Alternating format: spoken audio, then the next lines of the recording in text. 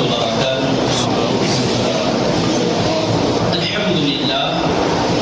الحمد لله رب العالمين، والصلاة والسلام على حبيبه سيد الأنبياء وأشرف المرسلين وعلى آله الطيبين الطاهرين وأصحابه الأكرمين الأفضلين ومن والاهم وتبعهم بإحسان أجمعين، أما بعد. فقال الله سبحانه وتعالى في كلامه العظيم: أعوذ بالله من الشيطان الرجيم، بسم الله الرحمن الرحيم، إن شانئك هو الأبتر. فقال تعالى في شأن حبيبه الكريم: إن الله وملائكته يصلون على النبي يا أيها الذين آمنوا صلوا عليه وسلموا تسليما. اللهم صل على سيدنا محمد وعلى آله وصحبه أفضل صلواتك وعدد معلوماتك وبارك وسلم. رب العزت کا ہم پر فضل و کرم ہے کہ اپنے حبیب پاک علیہ الصلوۃ والسلام کی تذکرہ جمیل کے لیے ہم جمع ہیں اور اپنے سخت رنج و غم اور تکلیف و الم کا اظہار کر رہے ہیں اس بات پر کہ ہمارے خود شہر ہی کے اندر ایک رکن اسمبلی ہے جس کی یہ ذمہ داری ہوتی ہے کہ ملک کے آئین کی وہ پابندی کرے، اور وہ جب کبھی یہ عہدہ سنبھالتا ہے تو اس سے عہد بھی لیا جاتا ہے کہ ملک کے آئین کی میں حفاظت کروں گا، آئین اور دستور کے خلاف میں نہیں کروں گا.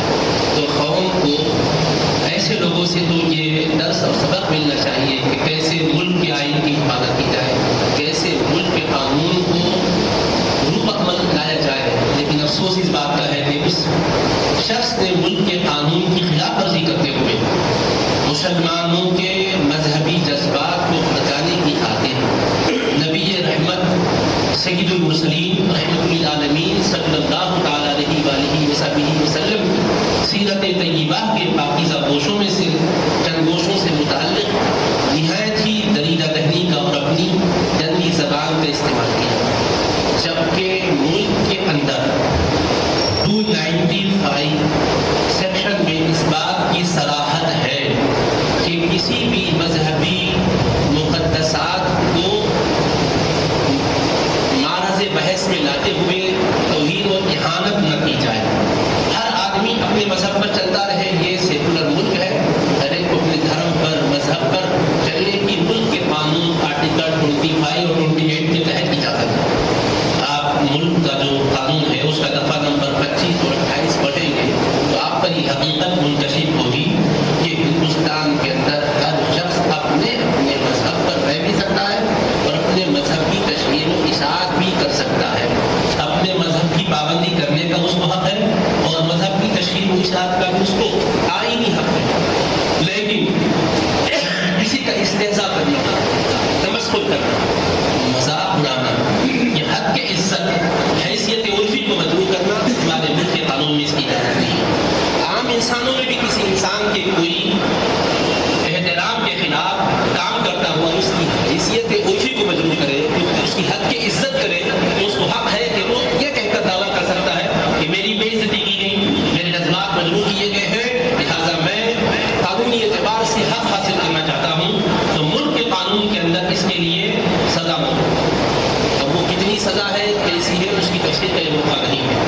اسی لیے میں ایسے موقع پر اپنے ملک کے دانشوروں سے، مسلم وکلا سے بھی خواہش کرنا چاہوں گا کہ آپ وکالت کا فن جانتے ہو کہ اپنے ملک کے آئین و دستور کی دفعات کیا ہے اور اس کی اطلاقات کیا ہے، اس کے حوالے سے بھی یہ ذمہ داری سمجھیے کیونکہ اللہ نے آپ کو اس فن میں قابلیت بخشی ہے، باقی میں کروائی جائے تاکہ ملک کا رہنے والا بسنے والا اپنے حق کے لیے قانونی اعتبار سے کوشش کر سکتا ہے. حق کے لیے مطالبہ کرنا، آئینی طور پر اس سلسلے میں آواز اٹھانا کسی کے پاس بھی منع نہیں ہے. تو بہرحال میں یہ کہنا چاہ رہا ہوں کہ ملک کے اندر قانونی اور آئینی طور پر ہر مذہب والے کو اپنے مذہب پر رہنے کا حق ہے، اپنے مذہب کی تعلیم کا اور اپنے مذہب کی اشاعت کا حق ہے، اس کی تعلیمات سے متعلق جو کچھ ہدایات ہے اس پر کاربن رہنے کا حق ہے، اس کی تشریح اور توضیح کرنے کا حق ہے.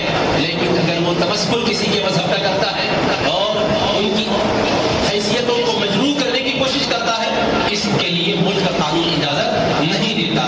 تو جب اس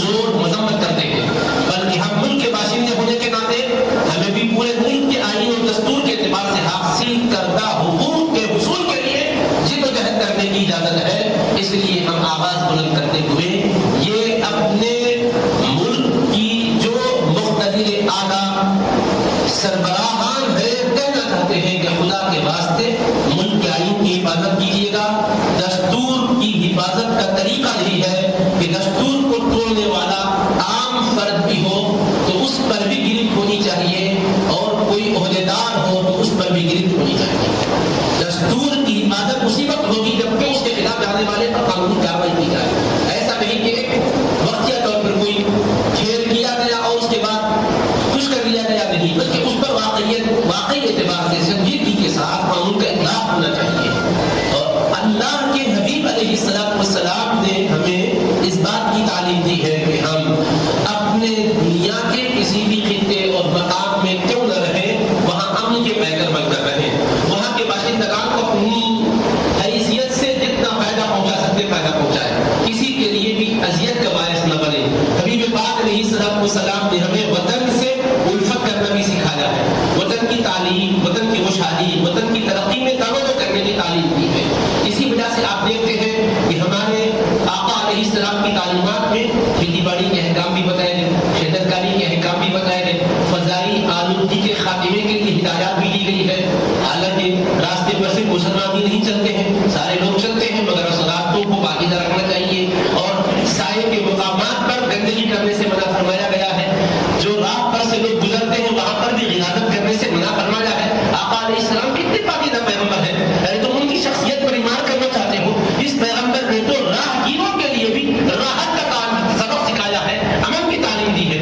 گزرنے والے کو بھی کوئی تمہارے وجود سے تکلیف پہنچے مصطفیٰ اس کو گوارا نہیں فرماتے, بلکہ ایمان کی سطح پر چند شاخوں کا ذکر کرتے ہوئے ارشاد فرماتے ہیں ان میں ادناها اماطة الاذى عن الطريق, کم سے کم درجہ ایمان کی شاخوں میں یہ ہے کہ راستے سے تکلیف دینے والی چیز کو ہٹا دیا جائے. یعنی راستے کی تکلیف دہ چیز بھی گوارا بھی کی گئی ہے کہ اس کو راستے پر رکھا جائے, فرماتے اس کو ہٹا دینا چاہیے. حبیب پاک علیہ السلام کی اس تعلیم کا کیا مطلب ہوا کہ بھئی آپ اپنے صرف گھر ہی کے حد تک مت سوچیے گا, راستوں کو بھی صاف رکھنے کی کوشش کیجیے گا. راستوں کو بھی کوئی ایسا کچرا کوڑا ڈال کر یا کوئی کانٹا پھینک کر یا کوئی بھی چیز اس طرح ڈال کر کہ جس سے جانے والوں کے لیے تکلیف ہو جائے یا راستے میں رکاوٹ آ جائے, ان کے لیے زحمت اور پریشانی ہو جائے, ورنہ یہ نہیں ہونا چاہیے. ہمارے آقا کی ایسی تعلیم ہے. تو ملک کی خوشحالی میں ایک مسلمان کا کردار کیا ہو سکتا ہے, آقا کی تعلیم کی روشنی میں غور کریں تو بالکل کلیئر ہے بات, انتہائی واضح ہے کہ ہمارے آقا علیہ السلام بہنے بستے والے دنیا کے ہر فرد کے لیے رحمت و رافت کی تعلیم دے رہے ہیں, امن کی تعلیم دے رہے ہیں, انسانی رواداری کی تعلیم دے رہے ہیں, ہمدردی و غمخواری کی تعلیم دے رہے ہیں. اسی تعلیم کی بدولت مسلمان جہاں بھی گئے دنیا کو انہوں نے فتح کیا, جہاں بھی گئے کامیابی کا جھنڈا لہراتے ہوئے گئے. اللہ کے حبیب علیہ السلام کی یہ پاکیزہ تعلیمات کی برکت ہے کہ مکہ مکرمہ سے حضور مدینہ منورہ تشریف لائے, مکے والوں کو دیکھا کہ قحط زدہ ہوئے ہیں, پریشانی میں مبتلا ہے, کھانے کے لیے غلہ نہیں ہے. امام الانبیاء 500 دینار مدینہ منورہ سے بھجواتے ہیں ان کے کھانے پینے کے بندوبست کے لیے. حالانکہ وہ کون لوگ ہیں, وہ ہے جنہوں نے مصطفیٰ کو ستایا تھا. مکہ مکرمہ میں مسلمانوں کے لیے اڑچنیں ڈالی تھی, اپنے وطن معروف و محبوب میں رہنے کے لیے انہوں نے تنگیاں پیدا کی تھی. اور امام الانبیاء فرما رہے ہیں وہ حکم کا کردار ہے, مگر میں رحمت کا پیکر ہوں, میں نہیں چاہتا کہ کوئی بھوکا مر جائے, اگرچہ کہ وہ اللہ کو نہیں مانتا, اگرچہ کہ وہ شرک میں مبتلا ہے, اگرچہ کہ وہ تو رسالت کو تسلیم نہیں کیا ہوا ہے, پھر بھی میں چاہتا ہوں کہ دنیاوی اعتبار سے اس کے لیے بھی راحت ہو, اس کے لیے بھی غذائی اجناس کا انتظام ہو. مدینہ منورہ سے حضور پاک علیہ السلام نے اتنی خطیر رقم بھجوائی ان کے لیے اور حکم دیا کہ یہ ضرورت مندوں میں تقسیم کی جائے. تو کیسی پاکیزہ تعلیم ہے. اس تعلیم کا تقاضا کیا ہے, عقل کے اعتبار سے, انسانیت کے اعتبار سے, کہ ایسے امن و آرتی کی تعلیم دینے والے حبیب کی شان و عظمت کو محفوظ رکھتے ہوئے انسانی اقدار کا تحفظ کرنا چاہیے. آپ کیا بھول گئے, ہمارے اس ملک کے اندر غیر مسلم بڑے بڑے نام پر گزرے ہیں جو اپنے مذہب میں مسلمان نہیں تھے, ان کا اپنا مذہب الگ ہے, لیکن اس کے باوجود انہوں نے مصطفیٰ علیہ السلام کی سیرت طیبہ کو بغور پڑھا. اور آپ کیا بھول گئے گاندھی جی کو کہ انہوں نے کہا اگر ملک کے اندر امن, سلامتی, آشتی, عدل, انصاف بقا کرنا ہو تو فاروق اعظم کے دور خلافت کو نمونہ بنانا ہوگا. کون فاروق اعظم,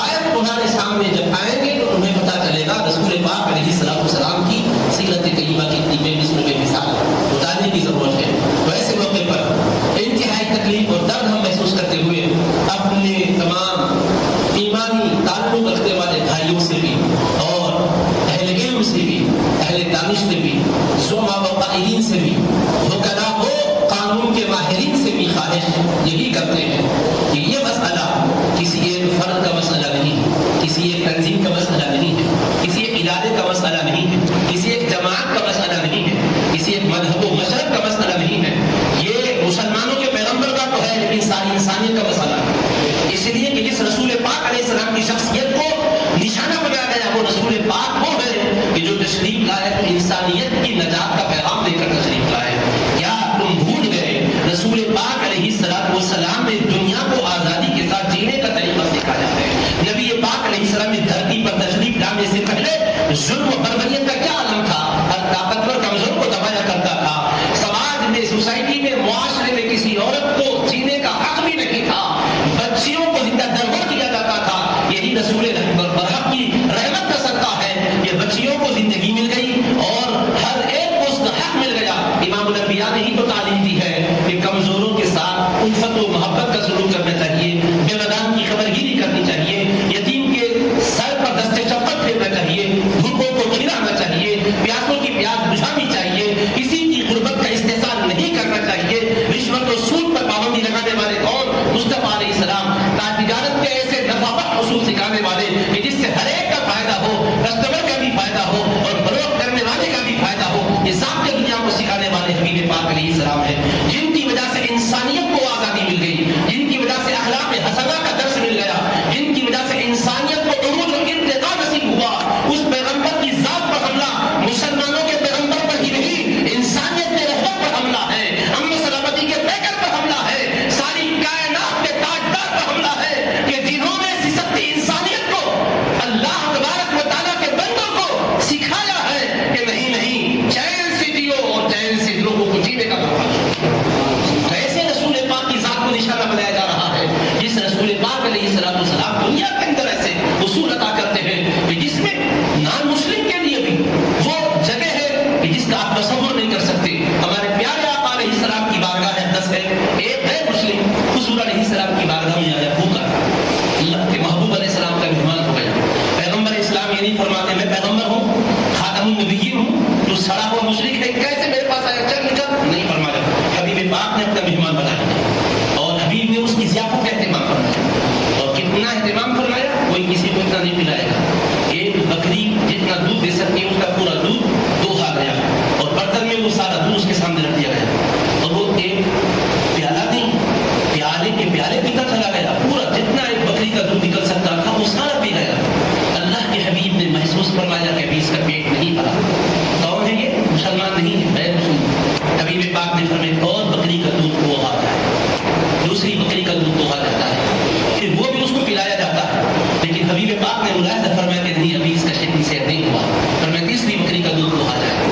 خود پیغمبر اسلام کی اپنی زندگی کا عالم کیا ہے؟ کل جہاں ملک اور جو کی روٹی غذا، اس شکم کی قناعت پہ لاکھوں سلام۔ اس شاپ یوں سلام کے نظرانے پیش کرتے ہیں، شکم مبارک پر پتھر بھی باندھتے ہیں مصطفیٰ کی امت کی خاطر، اور یہ فقر بھی مجبوری کا نہیں ہے، اختیار کا ہے۔ اور نبی عائشہ رضی اللہ عنہ کے پوچھنے پر یہ نہ فرماتے یا عائشہ لو شئت لصارت معی جبال ذهب، اے عائشہ اگر میں چاہوں تو سونے کے پہاڑ میرے ساتھ چلنے لگ جائیں گے۔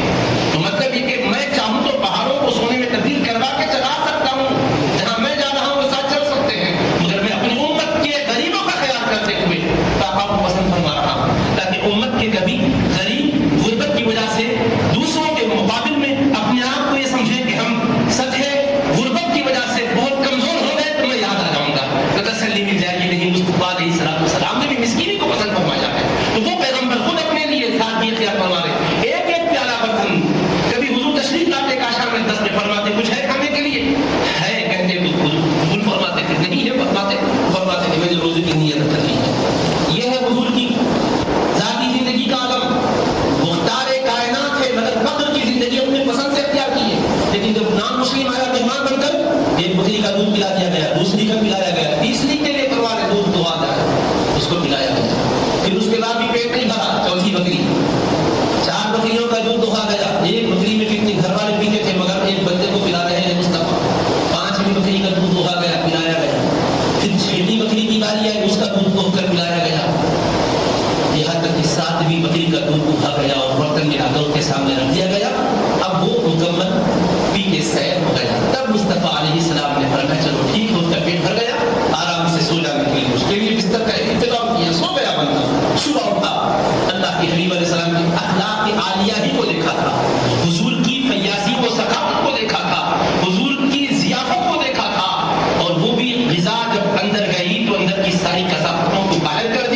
مرتبہ دیکھا مصطفیٰ کے چہرے پر کو تو کہا اشہد ان لا الہ الا اللہ محمد رسول اللہ، میں گواہی دیتا ہوں اللہ کے سوا کوئی عبادت کے لائق نہیں، اور میں گواہی دیتا ہوں کہ محمد مصطفیٰ صلی اللہ علیہ وسلم اللہ کے رسول ہیں۔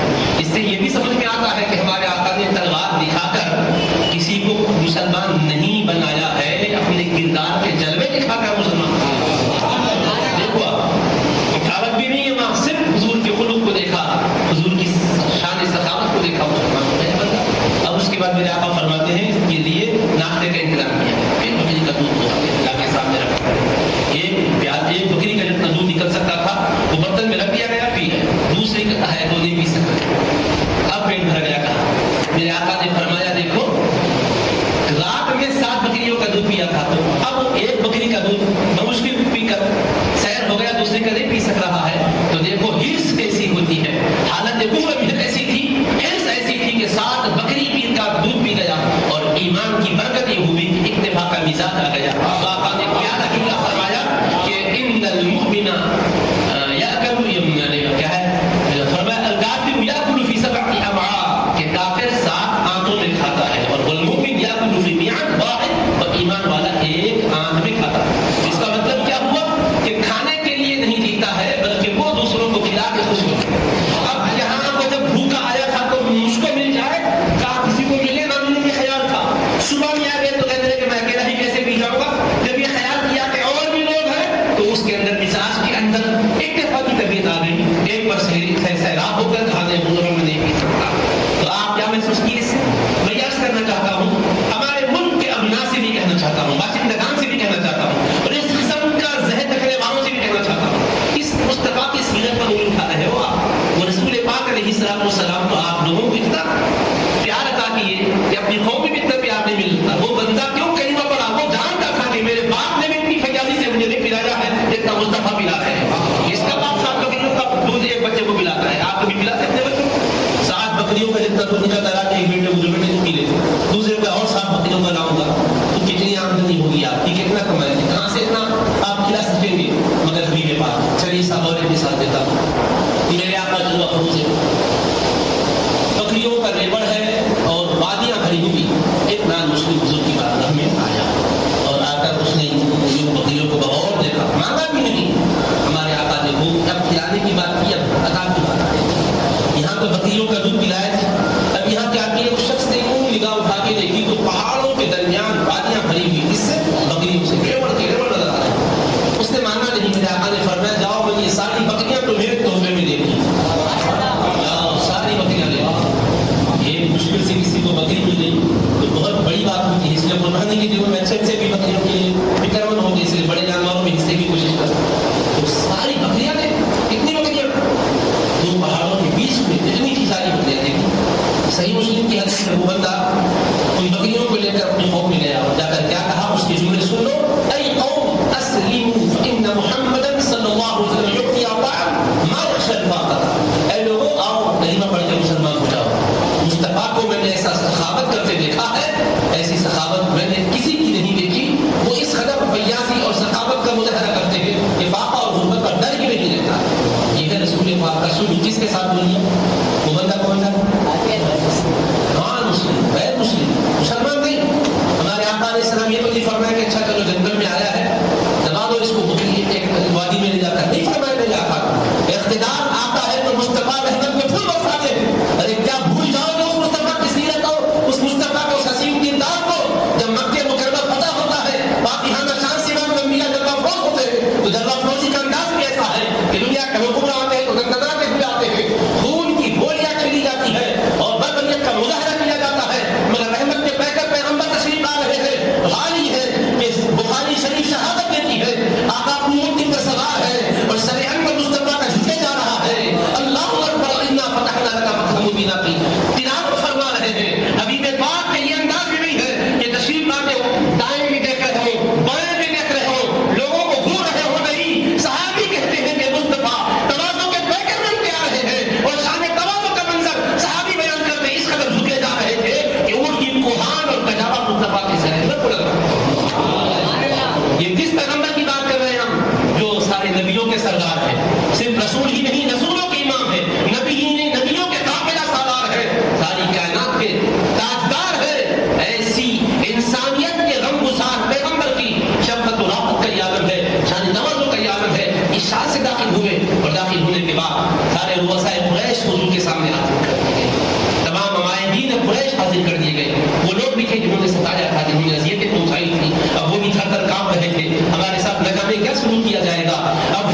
ہے کہ یہاں ہمیں کاٹ دیں گے, یہاں ہمیں لٹکا دیں گے, یہاں ہمیں دبا دیں گے. وہ اپنے تصور میں سوچے جا رہے تھے. کیوں؟ ہم نے یہاں نماز پڑھنے سے روکا تھا, یا سجدہ کرنے سے روکا تھا, ادھر سے گزرتے وقت ہم نے روکا تھا. اب رات میں تہجد کے لیے جب اپنے حجرے اقدس سے نکلتے اور حرم پاک ہو جاتے تو ہم راتوں میں کانٹے بچھا دیا کرتے تھے ان کی راہ میں. اتنا ہم نے ستایا. اب وہ شان و شوکت کے ساتھ آئے, پوری فتح و نصرت کے ساتھ آئے ہیں. اب کیا کچھ بدلا نہیں دیا جائے گا. ہم نے بلال کو یہاں مارا تھا, ہم نے عمار بن یاسر کو وہاں پیٹا تھا, ہم نے فلاں جگہ آگ کے شعلوں کو لٹایا تھا. ان کے سامنے وہ پورا منظر نامہ آ رہا ہے. پہلے کے کالے کرتوت یاد آ رہے ہیں, سیاہ کارنامے یاد آ رہے ہیں. اب یہ مسلمانوں کا زور اور یہ غلبہ, یہ فتح و نصرت کا انداز ان کے دل پر ایک روک تاری کیے ہوئے ہے. میرے آقا نے ایسے موقع پر ان کو دیکھ کر فرمایا بات تظنون انی فاعل بکم, اے لوگوں بتاؤ تم کیا خیال کرتے ہو کہ میں تمہارے ساتھ کیا سلوک کرنے والا ہوں. جب یہ جملہ حضور کی زبان مقدس سے نکلتا ہے تو ان کے دلوں میں امید کی کرن سمجھنے لگتی ہے. وہ کہتے ہیں آپ کریم ہیں اور کریم کے گھرانے سے آپ کا تعلق ہے, ہم آپ سے کرم ہی کی امید کرتے ہیں. یہ تو چاہے تو مصطفیٰ سارے کے سارے لوگوں کو پیس دے سکتے تھے, مگر مصطفیٰ نے جب یہ سنا کہ یہ لوگ کرم کے امیدوار ہیں اور کرم کی توقع رکھتے ہیں, کریم ابن کریم ہے, ہم کرم ہی کے اوپر سے کرم ہی کی توقع رکھتے ہیں, تو فرمایا لا تثریب علیکم اليوم اذهبوا فانتم الطلقاء, تم پر کوئی داروگیر نہیں ہے, تم سے کوئی مواخذہ بھی نہیں ہوگا, تم سے یہ بھی نہیں پوچھا جائے گا کہ تم نے یہ ستایا تھا, تم نے یہ پریشان کیا تھا. نہیں, سابقہ سارے کرتوتوں کو ہم نے تمہارے معاف کر دیا تھا, تم آزاد ہو جانے جاؤ. جب حضور نے یوں آزاد کیا تو جواب در جواب اسلام میں داخل ہوئے. اللہ تبارک و تعالیٰ کے وہ فرمان کا منظر بھی ہے وَرَأَيْتَ النَّاسَ يَدْخُلُونَ فِي دِينِ اللَّهِ أَفْوَاجًا. اِذَا جَاءَ نَصْرُ اللَّهِ وَالْفَتْحُ, جب اللہ کی مدد آئے اور مکہ فتح ہو جائے اور لوگوں کو آپ دیکھیں گے جواب در جواب اسلام میں داخل ہو رہے ہیں, تو میرے محبوب آپ کی دعوت کا کام پورا ہو گیا. فَسَبِّحْ بِحَمْدِ رَبِّكَ وَاسْتَغْفِرْهُ, آپ اپنے رب کی حمد کے ساتھ پاکی بیان کیجیے اور امت کی بخشش کے لیے اللہ سے دعا کیجیے. إِنَّهُ كَانَ تَوَّابًا, بے شک اللہ توبہ قبول کرنے والا ہے. اب ذرا غور کرنے کی بات یہ ہے کہ ایسے موقع پر بھی جبکہ کوئی فتح و نصرت کا اگر احسان اور نعمت پاتا ہے تو اس کا انداز کیا ہوتا ہے, وہ بربریت کا مظاہرہ کرتا ہے, اپنے دشمنوں کو پہلے زیاد کرتا ہے, جو ستاتے تھے پہلے ان کو گرفتار کروا دیتا ہے, جیل میں ڈال دیتا ہے اور سب ہستی سے مٹا دیتا ہے, ایسی جگہ پہنچا دیتا ہے کہ جگہ کا تصور بھی نہیں ہوتا کہ کس جگہ میں گئے تھے. یہ تو دنیا کی تاریخ نہیں ہے, مگر اللہ کے محبوب علیہ السلام نے معاف بھی کر دیا, معاف ہی نہیں کیا. وہ ابو سفیان جنہوں نے حالت کفر میں ستایا تھا, ستانے میں کوئی کسر باقی نہیں رکھی, جنگ کے نقشے بدل جاتے تھے ان کی وجہ سے. آج مصطفیٰ ان کے لیے اعلان معافی کر کے فرماتے ہیں من دخل دار ابی سفیان فهو آمن, ابو سفیان میں نے معاف ہی نہیں کیا ہے بلکہ تمہارے گھر کو امن کا گھر بنا دیا ہے. اگر تمہارے گھر میں کوئی پناہ لیتا ہے تو جاؤ میں تم کو یہ بنا کر تصور کر سکتے اس سلوک کا. وہ رسول پاک اور ابو سفیان کو کلمہ نہیں پڑھے تھے, مصطفیٰ نے فرمایا میں نے معاف کر دیا ہے. کیوں معاف کیا ہے آقا؟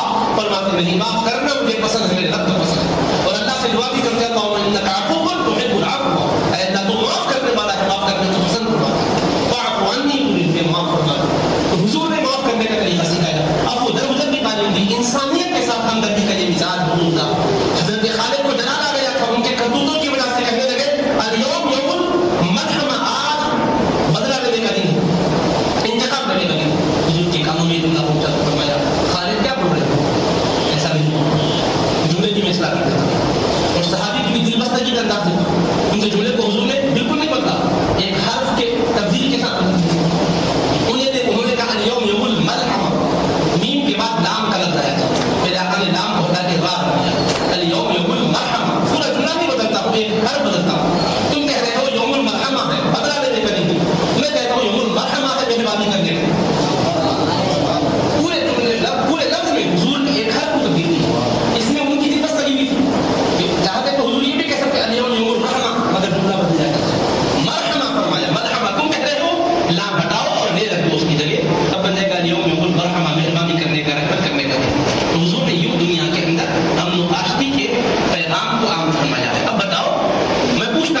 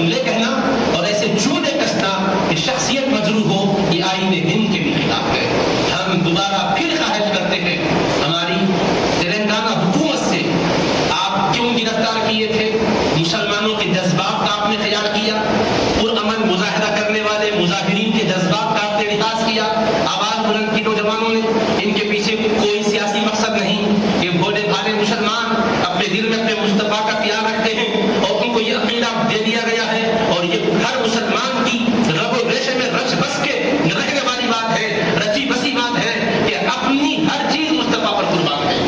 آپ کچھ بھی کہہ لیں، کیا بھی کر لیں، لیکن ہر کوئی ہر نقصان برداشت کر سکتا ہے، پر آقا کے خلاف کوئی بھی برداشت نہیں کر سکتا. اس کے لیے مفتی کے فتوے کی ضرورت ہے، نہ کسی مربی کے لیے اس کو پش کرنے کی ضرورت ہے. ہر مومن کے دل میں ایمان کی زندگی جو ہے وہ اس کو خود آگے بڑھاتی ہے. البتہ یہ ہے کہ ہم ان نوجوانوں سے یہ کہیں گے کہ امن کے ساتھ ہم کو احتجاج درج کروانا ہے. امن کے ساتھ کوئی قانون کو توڑ کر نہیں، قانون کی حفاظت کے ساتھ قانون اور آئین کے دائرے میں رہتے ہوئے ہم کو آواز اٹھانی ہے. ہم حکومت سے یہ کہنا چاہتے ہیں پولیس نے گرفتار کیا، کس لیے گرفتار کیا؟ یہ وجہ سے کہ یہ گفتگو اس سے اشتعال انگیز گفتگو سے مذہبی منافرت پھیلی ہے اور دل مجروح ہوئے ہے. عظیم المرتبہ شخصیت کی عظمت مجروح ہوئی ہے. مذہبی اعتبار سے ہمارے ملک کے اندر یہ قانون ہے کہ کسی مذہبی عمارت کو توڑا نہیں جا سکتا.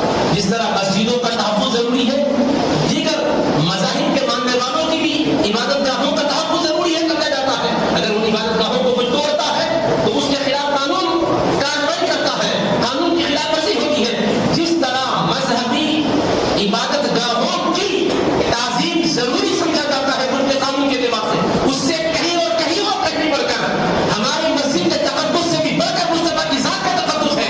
اس لیے کہ مصطفیٰ کی ذات اگر نہ ہوتی تو مسجد کا احترام ہمیں معلوم نہ ہوتا. کعبہ خدا کا گھر ہے، ہم نے نہیں جانا، مصطفیٰ آئے تو بتا دلا یہ اللہ کا گھر ہے. اور کیا پتا تھا کعبہ کیا ہے؟ مصطفیٰ جب افروز ہو کر اس کی طرف رو کر کے نماز پڑھ کے بتائے اور اللہ کا حکم سنائے فَلْيَعْبُدُوا رَبَّ هَذَا الْبَيْتِ الَّذِي أَطْعَمَهُم مِّن جُوعٍ وَآمَنَهُم مِّن خَوْفٍ. جس طرح ایک مسجد کو ڈھانا برا ہے، اس سے کہیں اور کہیں زیادہ مصطفیٰ کی عظمت کو ڈھانا برا ہے. اور ڈھانے سے عمارت ڈھانے سے گرتی ضرور ہے، لیکن مسجد بہرحال مسجد ہی ہوتی ہے.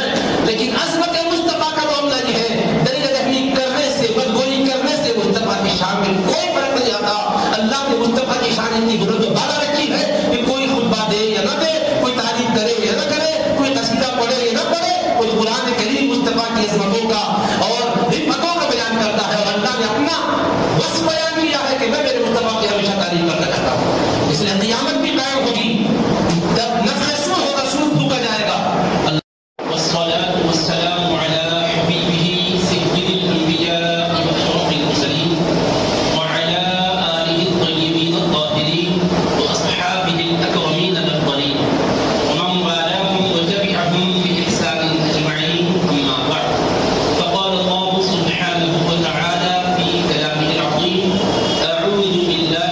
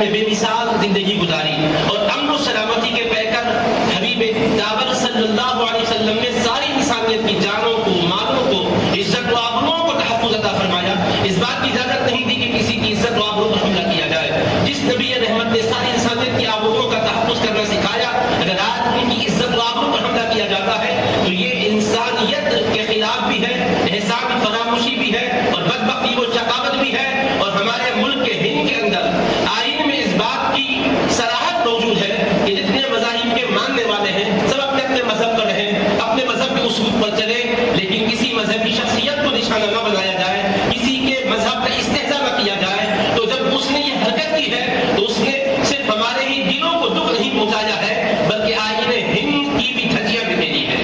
اس لیے آئین ہند کے تحت بھی یہ انتہائی بدبختانہ حرکت ہے. ہم مطالبہ کرتے ہیں ہماری ریاستی حکومت سے اور اس کی وساطت سے، مرکزی حکومت سے، کہ اس کو لگام دی جائے اور اس کے خلاف قانونی اعتبار سے مضبوط کارروائی کی جائے.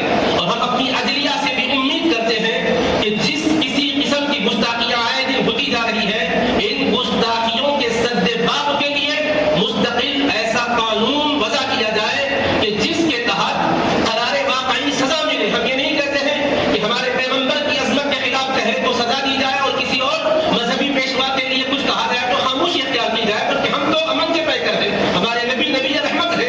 اس لیے ہم کہتے ہیں کہ ہم بھی کسی کے مذہب کی مقدس شخصیات کے خلاف استہزاء کرنے کو پسند نہیں کرتے، کیونکہ ہمارے دین نے، ہمارے قرآن نے بتایا ہے وَلَا تَسُبُّوا الَّذِينَ يَدْعُونَ مِن دُونِ اللَّهِ فَيَسُبُّوا اللَّهَ عَدْوًا بِغَيْرِ عِلْمٍ، کہ تم دوسروں کے معبودان کو برا بھلا مت کہو، وہ لا علمی کی وجہ سے معبود برحق اللہ کے خلاف زبانیں کھولیں گے.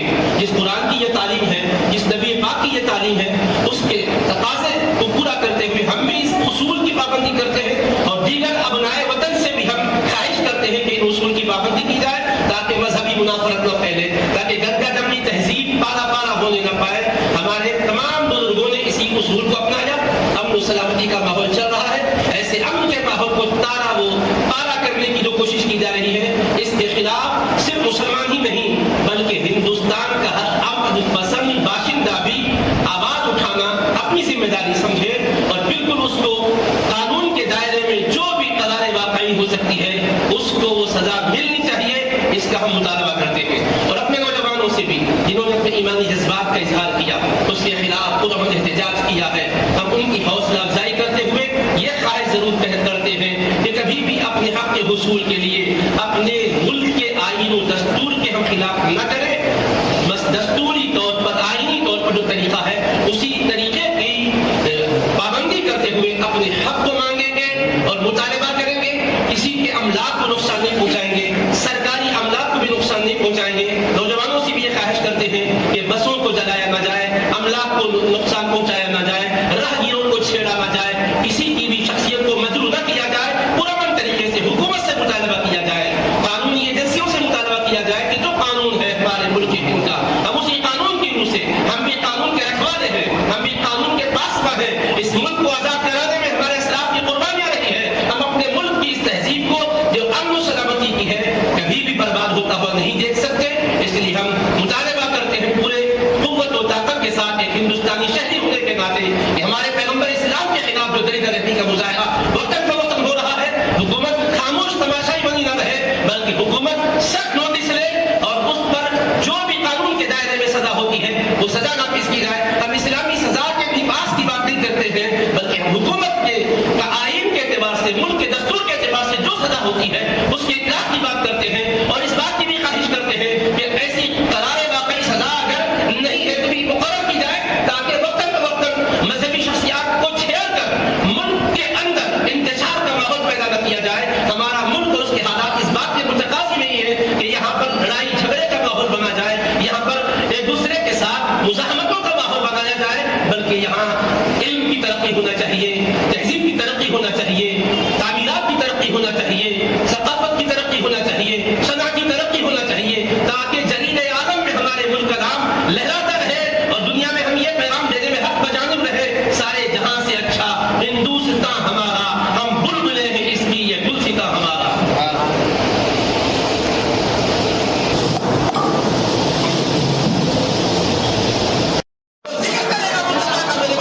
آپ کی شان بڑی ہے.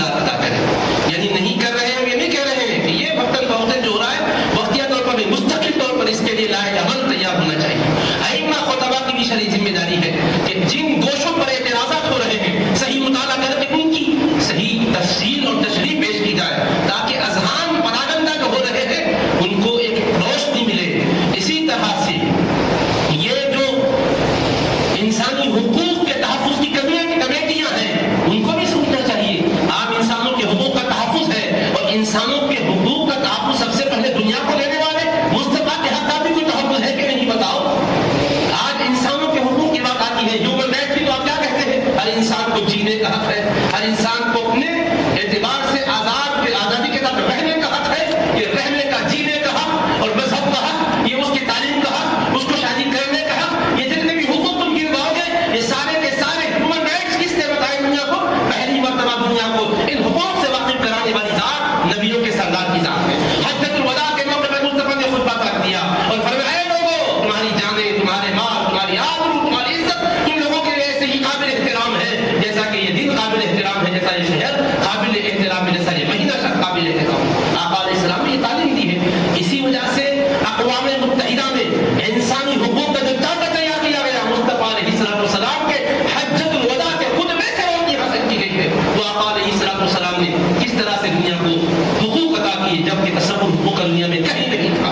ایسے پیارے آقا علیہ السلام باندھی اور غلاموں کے لیے کوئی تصور نہیں تھا، بھید بھاؤ تھا، رنگ و نسل کے جھگڑے تھے. مصطفیٰ نے انسانی بتوں کو توڑ دیا اور فرمایا نہیں، ہر انسان بنی آدم کی اولاد ہونے کے ناطے، ابن آدم ہونے کے ناطے، آدم علیہ السلام کی اولاد ہونے کے ناطے برابر حق رکھتا ہے. کیا بھول گئے مصطفیٰ کے فرمان کو؟ اخوانکم خولکم جعلهم اللہ تحت ایدیکم فمن کان اخوہ تحت یدہ فلیطعمہ مما یاکل وليلبسہ مما یلبس ولا تکلفوہم ما یغلبوہم وان کلفتموہم ما یغلبوہم فاعینوہم کما قال علیہ السلام. فرماتے تمہارے جو بھائی ہیں یہ تمہارے غلام ہیں، یہ نوکر چاکر جو غلامی میں خدمت پہ رہتے ہیں. آقا فرما رہے ہیں کوئی اور نہیں، تمہارے بھائی ہیں. اللہ نے ایک مقصد کے تحت تمہارے ہاتھ کے نیچے ان کو کر دیا ہے. اگر ان سے کام لے رہے ہو تو ان کو اپنے سے بالکل کمتر مت سمجھو.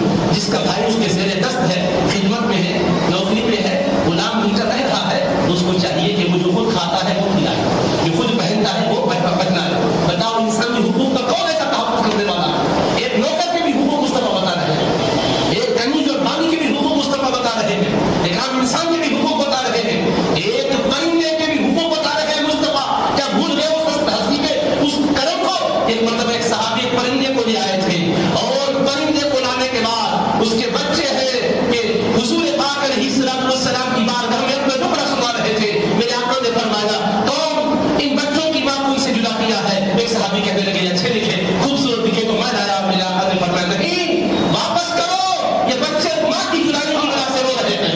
ارے وہ رسول پاک پرندوں کے حقوق بتائے. دنیا میں ہے کوئی ایسا جو پرندوں کے بھی حقوق بتائے، جانوروں کے بھی حقوق بتائے، چیزوں کے بھی حقوق بتائے، راستوں کے حقوق بتائے؟ گزرنے والے کوئی بھی ہوں گے، مسلم ہوں گے، غیر مسلم ہوں گے، میرے آقا فرماتے ہیں نگاہوں کی حفاظت کرو. کیوں؟ اگر تمہاری نگاہیں کو تم نہیں محفوظ کرو گے تو عزت پامال ہوگی. کسی کی ناموس پر، کسی کی عزت پر حملہ کرنے کے لیے یہ نگاہ ہی وسیلہ بن جائے گی. نگاہ بھٹکے گی، دل کے اندر خیالات جوش میں آئیں گے اور تمہارا ہاتھ آگے بڑھے گا، نتیجے میں آپ اس کی پامال ہوگی. یہ ہے رسول پاک کی تعلیم. تو بہرحال ایسے پاکیزہ تعلیم کے پیکر، ایسی رحمت و رحمت کی تعلیم دینے والے محبوب کے ساتھ اس طرح کے جملے کسنا یہ کیا ہے؟ صرف مذہبی مسلمانوں کے جذبات کی بات نہیں، میں بار بار کہہ رہا ہوں یہ صرف مسلمانوں کا ہی مسئلہ نہیں ہے، پوری انسانیت کا مسئلہ ہے. سمجھیے گا حضور رحمت للعالمین ہے. حضور کو تکلیف پہنچانا انسانوں کو تکلیف پہنچانا ہے، بلکہ پرندوں چرند کو بھی ڈپا دینا ہے. اس لیے کہ پرندوں چرند پر بھی مصطفیٰ کا احسان ہے، کائنات کے ذرے ذرے پر مصطفیٰ علیہ السلام کا احسان ہے. ہم کبھی نہیں بھول سکتے حضرت نبی پاک علیہ السلام نے اتنی تعلیم پاکیزہ دی ہے. ارحموا من فی الارض یرحمکم من فی السماء. تم رحم کرو زمین والوں پر، مہربانی کرے گا تمہیں، تم پر عرش کا جو مالک ہوتا. تو یہ رسول پاک کی رحمت بری تعلیم. کسی کے لیے بھی روا ظلم کیا جائے اس کو آپ نے روا نہیں رکھا، زیادتی کی جائے روا نہیں رکھا. ایسے حبیب پاک کی پاکیزہ تعلیم کے خلاف، یہ سیرت طیبہ کے خلاف کہنا بہت بڑی جسارت اور بے باکی ہے. ہم یہی کہنا چاہتے ہیں امن کے ساتھ اس کے خلاف صدائے احتجاج بلند کی جائے اور جمہوری اعتبار سے قانونی دفعات جو اس پر دفعات کے تحت جو مقدمات دائر ہو سکتے ہیں مدعا دائر کروائے جائیں اور ذمہ داران خاص طور پر ہر آدمی اپنی سطح سے اپنی آواز بلند کرتا ہے، لیکن جو ایوان مملکت میں اقتدار میں اپنا حصہ رکھتے ہیں ان